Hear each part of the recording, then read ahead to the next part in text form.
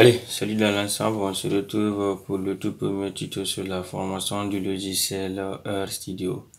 Et comme on l'a précédemment décrit dans la vidéo de la présentation du cours, le logiciel RStudio est compatible avec nos plus grands systèmes d'exploitation au monde, à savoir le système Linux, le système Macintosh, le système Windows. Donc aujourd'hui, le tutoriel va être basé sur, à savoir comment télécharger le logiciel puis installer sur le système Windows. Donc pour ce faire, il n'y a pas grand chose, vous n'avez pas besoin de grand chose, c'est seulement d'avoir un système d'exploitation Windows, mais bon, quelle qu'en soit la version, parce que moi j'utilise la version 2010, mais si vous avez la version que ça soit 8, 8.1 ou 7, eh bien, c'est compatible.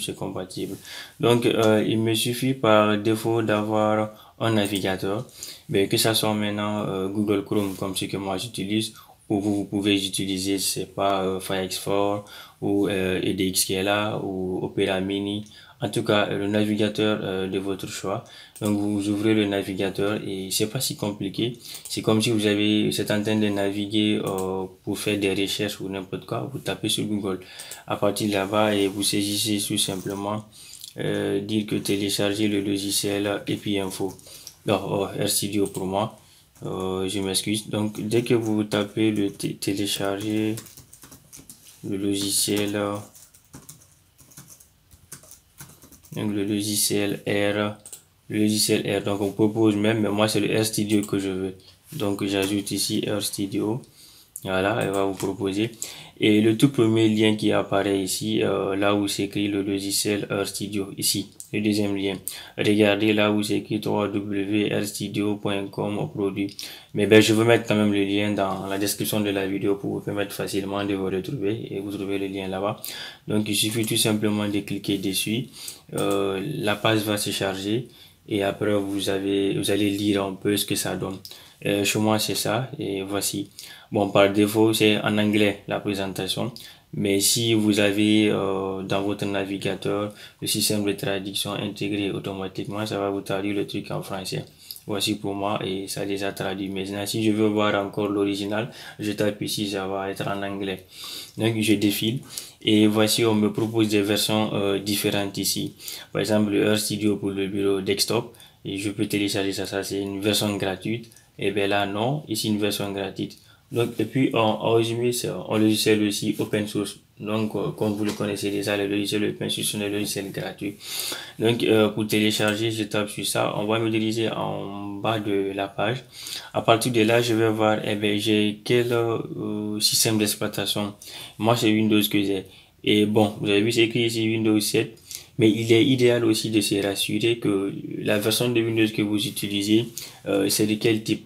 Par exemple, ce que moi j'utilise chez moi ici, je peux savoir à partir de là c'est quel type de système d'exploitation avec combien la capacité du processeur.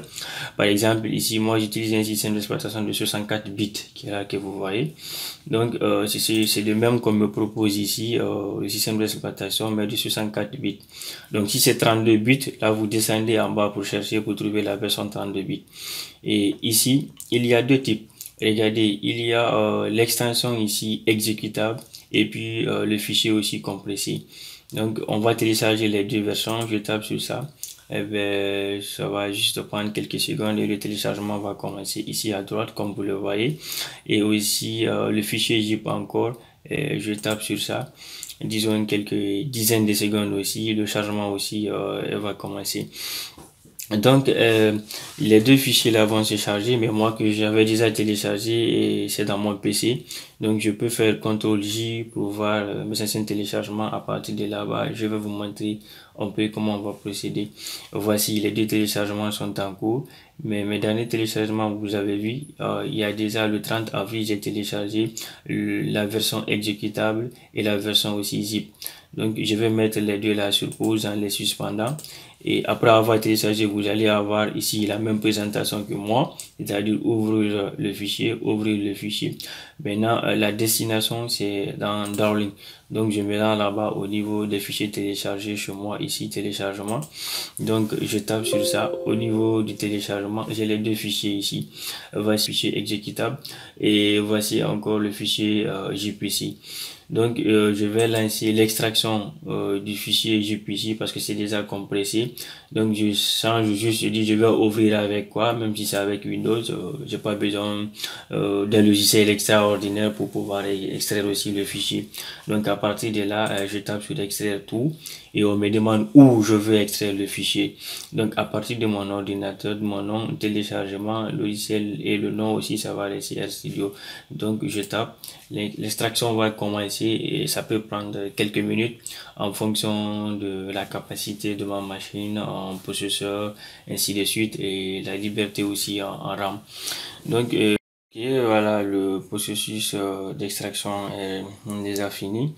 Et nous avons ici le fichier devant nous qui est complètement extrait. Et je reviens au niveau de le fichier téléchargement.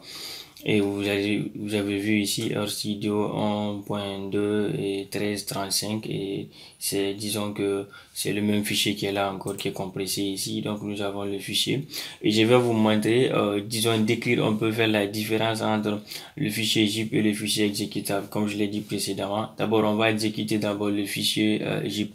Je tapote ici deux fois et bien je rentre dedans encore. On essaie de défiler en bas et nous allons voir où il y a l'icône même du logiciel, là où c'est écrit exécutable. À partir de là, nous double-cliquons sur ça deux fois, le processus va commencer.